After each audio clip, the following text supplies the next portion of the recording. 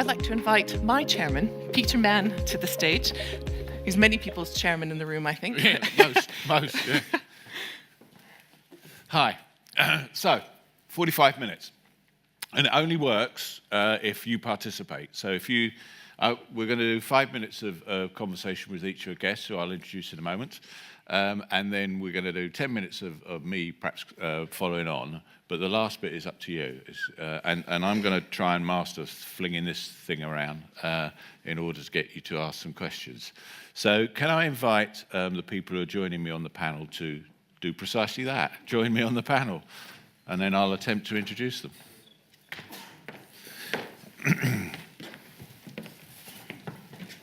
How are you doing? Doing well. Once they've introduced themselves. Yeah. Right, okay, I'm going to sit down now. So the clue is in the title. The big CEO. Oh, no, CEO big debate. Sorry. I'll see you afterwards, mate. So it is precisely that. So I fortunately don't have to go through what may be somewhat convoluted titles. I just need to introduce the people and then ask them to describe their business briefly. And what we want to do when we're describing the businesses is to focus on the business model that each of the businesses adopts and how they think that is the model that is sustainable in the future, or indeed it might change a little bit in the future. So again, using the theme of next, we're looking forward and we're looking at models that we think will be successful. We've deliberately chosen people who represent models which have different approaches to the market and different access to the market, because there's a kind of contention, which I don't subscribe to, that all platform models are similar in style, in approach, and we want to try and break that myth. So if I start on my left, on my left is Mark Duckworth from Openwork. On my near left is Mark Till from Aegon, and on my right is Jackie Boylan from Fidelity, and on my far right is Ian Taylor from Transact. And if I can begin by asking Mark Till first to, in 5 minutes, and you see Miranda there, right? She goes like this, right? And then two, yeah, right? Okay. That's my challenge, doing anything in 5 And minutes. if she does any other hand signals, you've got a problem, right? Okay, so... Take your glasses off. Yeah. So 5 minutes describing the model that Aegon takes to market and why you think it's the successful model of the future. Okay, so Aegon, as many of you will know, was a business that was probably a little late to the platform market. So it was a legacy pension business, heavily into annuities.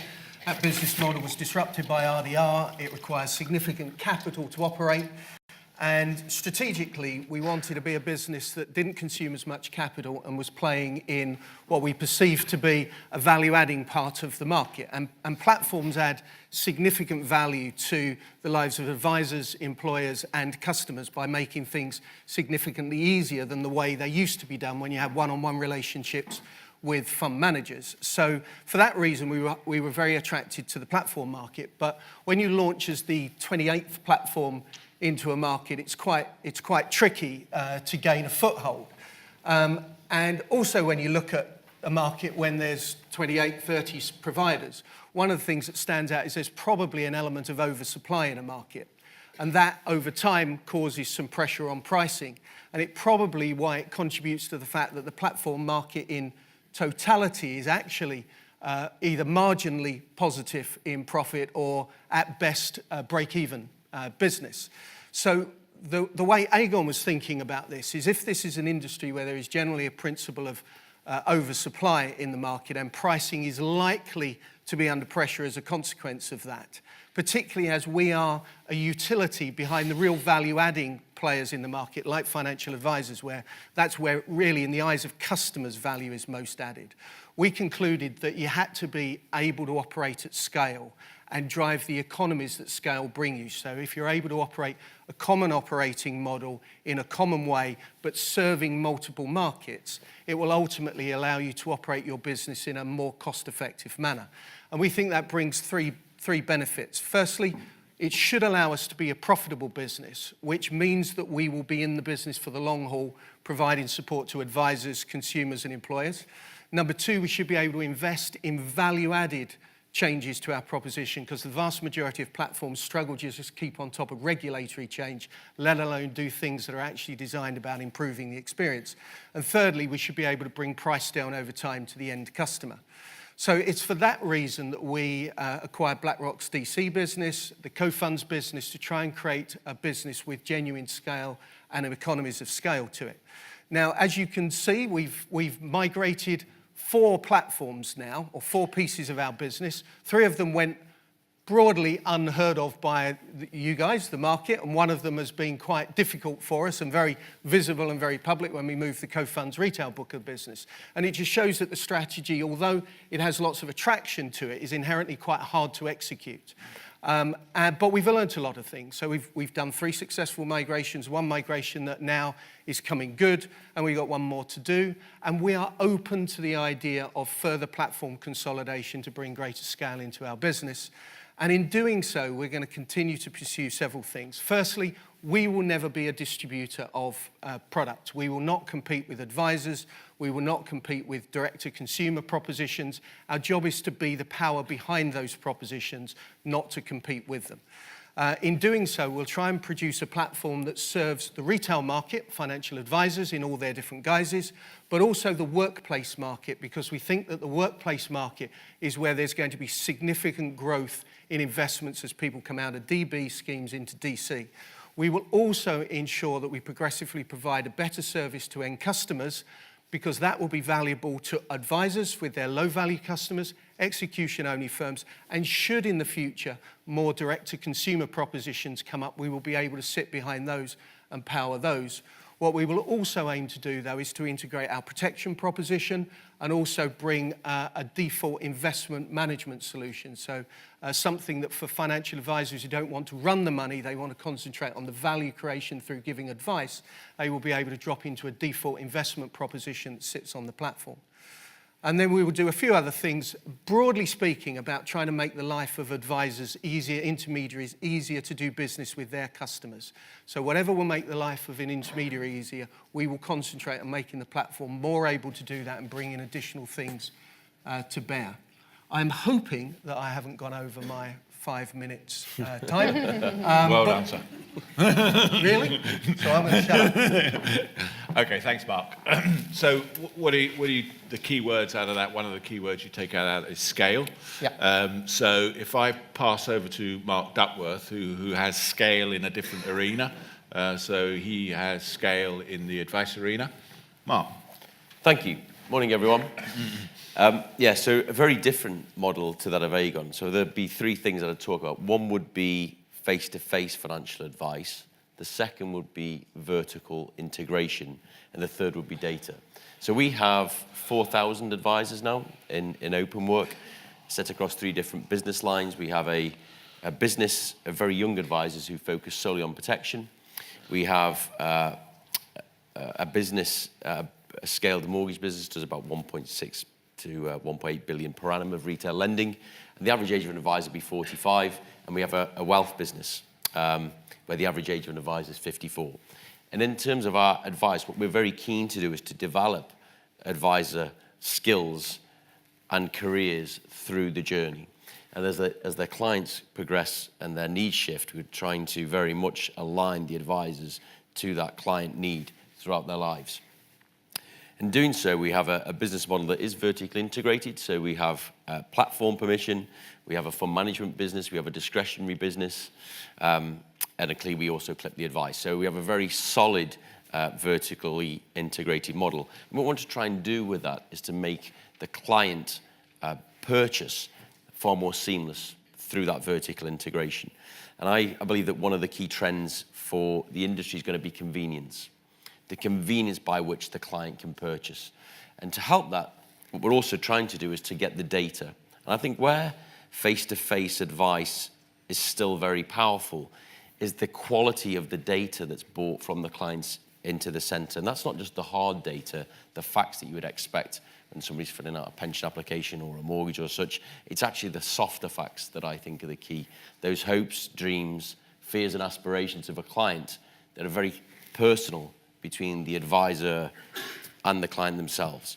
And what we want to try and do is to utilise that data to help the advisor deal more, better, more swiftly, more conveniently with the client. And that's really what backs our model.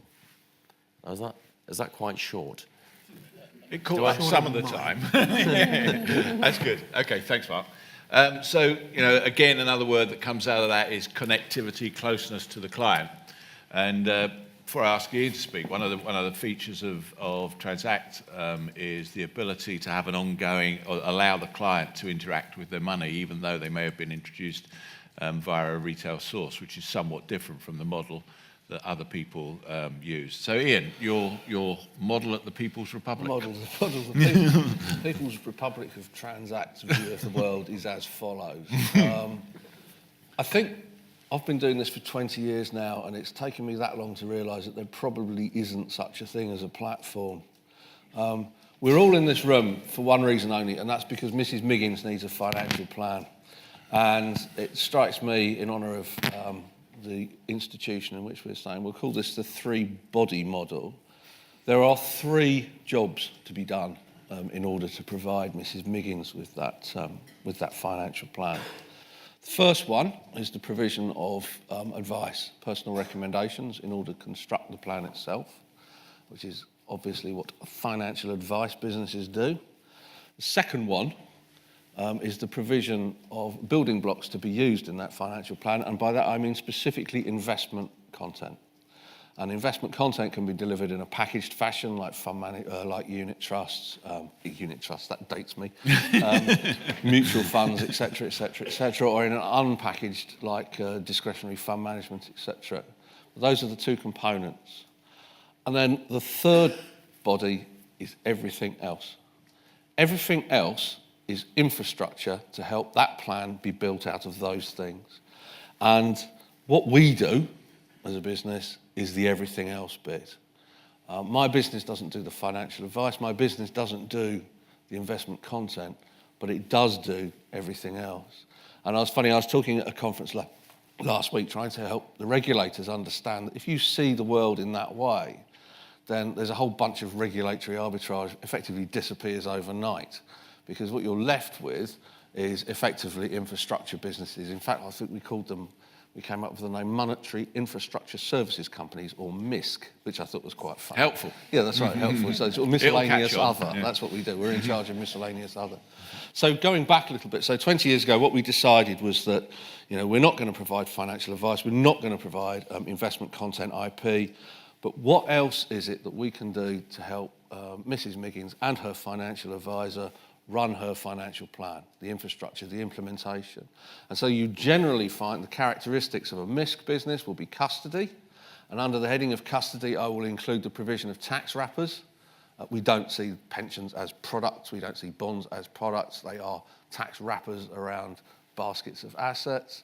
So you've got the custody, you've got the trading, transaction. You contain, as part of doing both of those things, you build a large body of data, and the third one is using that data to report and update. So everything other than, your financial advisor and your fund manager is effectively a MISC business, is an infrastructure business. It's just that some of them are much more functional than others.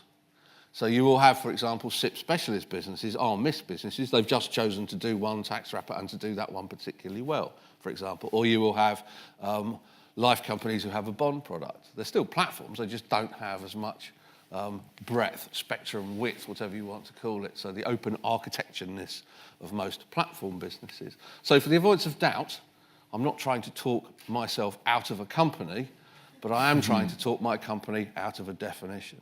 And so that's how we see the world. Excellent. It was. MISC. Wasn't it brilliant? Right. Yeah. You remember where you heard it first. Indeed. Right. The man's a genius. It is genius. Well, genius is one word for it. Indeed, yeah. Okay, Jackie. 5 That's it? minutes? Okay. 5 minutes, Jackie? 5 minutes. I actually love the title of this session, so Adapt, Innovate and Thrive. So for me, there's not one successful business model. I think the business models that will be successful are those ones that can adapt and those ones that can innovate. So a few key principles, though, that sit behind that, and one is committed ownership. So in the platform market, there is no doubt that the margins are not as plentiful as those that our asset management cousins enjoy. So, you absolutely need to be committed to this market, and no matter what your ownership structure is, there needs to be ongoing investment in the platform. So for Fidelity being privately owned, and I think we're the only platform that are fully privately owned, we do have what I probably consider a luxury to take a much longer term view on our strategy and our investments. And I think that's really important because we don't have to think what's our return on this investment in 12 months because we need to report to market. So that for me is definitely an advantage, and one that does generate a real focus on client outcomes. The second principle that I would highlight is advisor and client centricity. And I do think it's a bit of a buzzword and lots of people want to be it and do it. It's much harder to achieve. But, I agree with Ian. We haven't had any disagreements actually so far. But I do agree with... So yes, we have. Have we? 25 minutes to go. Don't jump to conclusions. So I do agree that a platform does need to provide a service to the end investor. And I am seeing advisors asking us more about how we provide solutions that help them provide a solution to the end investor.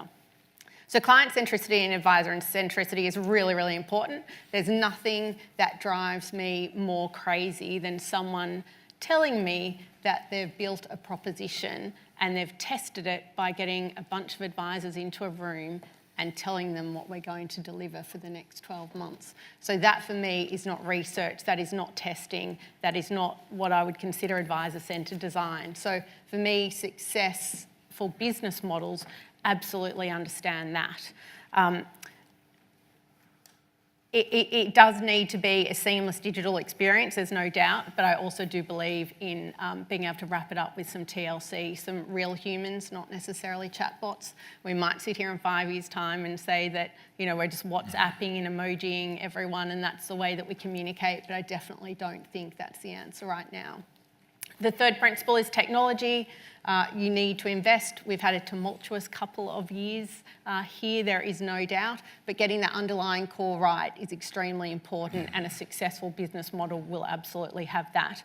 That is linked in, though, to integrating client technology, and Heather gave a good example of it in her opening speech, that is the way of the future, is how we wrap that up and provide solutions that support the advisor, supporting the end investor. And finally, I think the other successful model will be when you incorporate that massive wave of wealth that is coming and being transferred from baby boomers to Gen X and Gen Y. So recognising that lifetime value of a client and supporting advisors with that. Thank you. No problems. Thank you. So there you have different views. No, not really different views, different positions of how to address the addressable market. One of the things that listening to the four guys it comes across quite clearly is an understanding is required of who your end client is, who you're in business to seek to serve.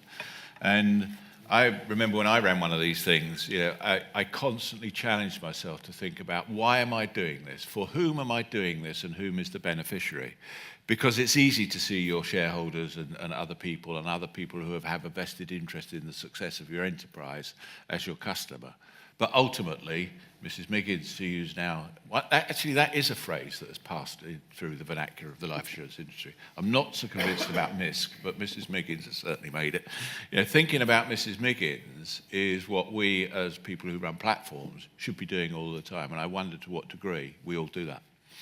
What I thought I'd start with before handing the it's a ball over to you is there are in whatever model you choose, there are a couple of things that can impinge upon the success of that model. And they're typically typified as either being regulatory change, imperatives or otherwise, and market forces. And what I thought I'd do is I'd just touch on a couple of those things to see whether some recent things in the eyes of the panel have any impact whatsoever on how they see their own particular futures.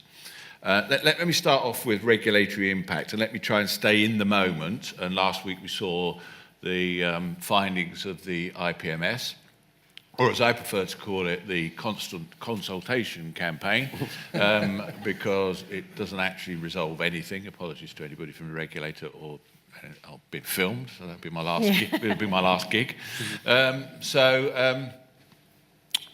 What, if anything, in that document causes you concern or causes you to think about the way you might address the future of your particular platform? So can I start with Mark Till? Too many Marks on my left. Mark Till. I don't think there's anything in there that causes me concern or would change the way in which we are operating our business. I think it is interesting to observe that the platform industry, although being inherently found to be a competitive environment, is still something that the regulator wants to constantly touch and tweak and move.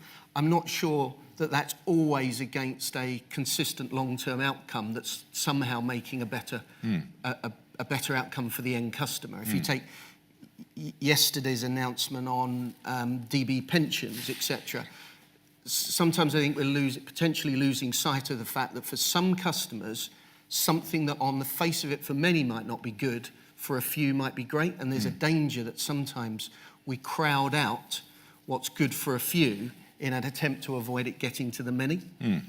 So I wasn't worried about the IPMS review, but I do think it is indicative of a constant regulatory intervention that I don't think will change. I think people keep saying RDR came along and then it's all going to quieten down. I see zero evidence that we won't see a constant wave of tinkering, titivating this part of the market, and we have to embrace it and just get on with it.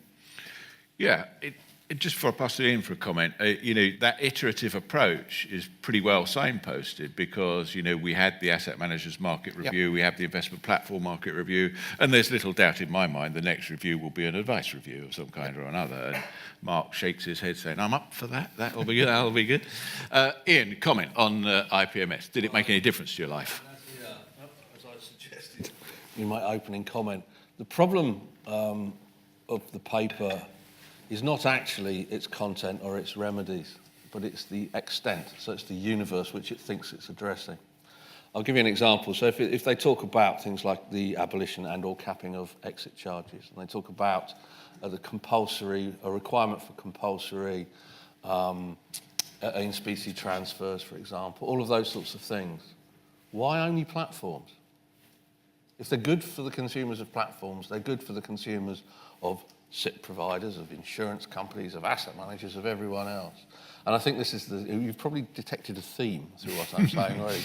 But I think that this whole idea of, particularly from a regulatory, but it also has commercial impacts too, this whole idea of trying to sort of draw a Venn diagram in which there's a circle which contains platforms and then the rest of the world outside, is just nonsense. I was talking to the guy, regulators, last week, and one of the points I made out is, we operated for 10 years and had nearly 10 billion quid on Transact before there was any regulation about platforms. So there was already a body of regulatory stuff there. We were actually first authorised by IMRO. That shows you how old we are. Yeah. But there was already a body of stuff there which applies. It's about activities. It's not about labels. And the problem they've got is that platform labelling started in 2009, 2010, and the first thing they did was abolish cash rebates. And that shows you how little they knew about the consequences of what they were going to do, because almost all of the problems they're now trying to address through compulsory in-specie, etc., were caused by the abolition of cash rebates. But let's not get onto that particular hobby horse. But what I'm saying is I think it's very important to try and concentrate on what are you actually doing? So what you're doing is you're holding a client's assets in custody. If it is appropriate for there to be a requirement for that client to be able to move those assets in specie rather than me force her to cash out, why only my clients? Why not everybody else's clients? That's all I'm saying. So I think the thing that will come out of the market study is not the particular rules, all of which I've said we're perfectly, most of them don't apply because we don't have exit charges and things like that, but the ones that do, we're perfectly happy to comply with, as long as everyone else does. It is not my job to be saintly. I've spent the last 50 years being saintly. It's no laugh, I can tell you. But it's not our job to sort of somehow lead some sort of puritanical new world. You know, what we need is everyone applying by the same sets of rules. And if you have that level playing field, it's better for everybody. Okay, thank you. And then anybody who believes he's only 50. Only 38. Okay, it's too good an opportunity to miss before I come on to market forces to look at adjacent or tangential markets. So, you know, what happens here largely in regulatory framework it emanates from here, or a lot of it emanates currently from Brussels. But there are some threats, I think, that are emerging from other geographies. And I just wanted to ask Jackie for a comment, because in a lot of executives from a lot of companies are now getting on the rather long flight to Australia to see what, and I'm happy to help, a lot to see what the changes that the Royal Commission is bringing about in Australia and what impact they may have in the UK. And perhaps just an observation, Jackie, from your perspective on whether there is transferability, and if so, what might be transferable. After Heather mentioned that one of the last Blockbuster stores is in Australia, I'm not sure that I want to comment. Everyone will think we're the back end of the world over there. It is a long way, but beautiful once you get there. It is. In terms of the Royal Commission, and I'm not sure how many of you have been following it, but there has been a very big focus on client outcomes and investor outcomes, the quality of those outcomes and the independence of those outcomes.